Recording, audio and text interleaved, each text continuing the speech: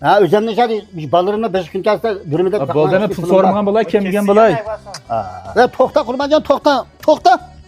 Sen turup men turup ha başka demde pul sorucusu bulmaydı. Dada oltadan var. Ke. Ma 4000 koy pul maaşım çıktı ki yani çıkmaz yap koyun. Bak turivasın sen de. Ya sen sakla bırak ala. 500 koyun bas yapamam kalın sakla pırı. Ya boldu sen sakla baysan işençlik boldu bana lazım bolgan deyim sana. Ha makul makul. Dada menden bilek bir senden pul sorap qaz pul bermegen ma. Ma pulni xizmetdaşlarıma sorap da bir tuğun deb şulğun bermegen direkt geldi. Ya hazır benim işini birden pul bulup durgan çıkan. Siz beğenmegen pulunu ben kalkıp bulup duram deme. Ha maqa.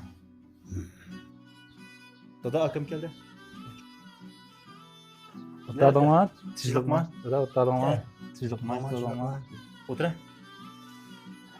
Ya işki bağımıgan mı? Kep kapsan ko? Ha, iş bağmağımda 5-6 gün bulap kaldı ama xaman edet benden baraydı bağmağan. Azırak ağaçım çıkıp gelgendim kaşınga. Vay men seni bilme ağaçtan düşmese mavi desepmesen Vay baysa. gep kılma deme aram bir kaset. Vay rasto şu an ne çıkıtın bolmuş. Raşol kılma gep agiden onda cevaplandırmamız. Ha balam nima ağaçtan gel gel. Bana bir günah. Ama maaşım çıkıkça ama xamandan kep kaldı. Şunu xaman elaydı. Azırak fluos bir turan gidip gelgen ama maaşım çıkan çağda bir sakayet ettim. Mana emesde pul sorak ettim ha mana. Bilen boldu hem de. Vay yoga iş kılıp kep şu atam inim dadam dep sorap kep kapta. Ne iş bu lazım sana? Min koyvas yitdi. Pul yürens manınga. Ha özümden şadi ballarına 5 gün kalsa durumda Bol deme pul sormagan bolay, kemgen bolay. Ve tokta kurbancan tokta. Tokta. Tokta. Oy ne var isteyim ha? Ya tokta. Kulak oturamadı.